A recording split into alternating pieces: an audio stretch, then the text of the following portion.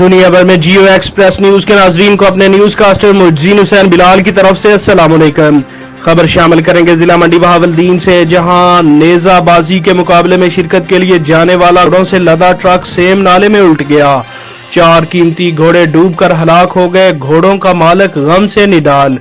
پھالیا کے علاقہ پاڑیاں والی کے قریب نیزہ بازی کے مقابلے میں شرکت کے لیے جانے والا گھوڑوں سے لدا ٹرک سیم نالہ میں الٹ گیا، جس سے 50 لاکھ روپے سے زائد مالیت کے 4 قیمتی گھوڑے پانی میں ڈوب کر ہلاک ہو گئے۔ ٹرک ڈرائیور جو کہ گھوڑوں کا مالک بھی ہے معمولی زخمی ہو گیا۔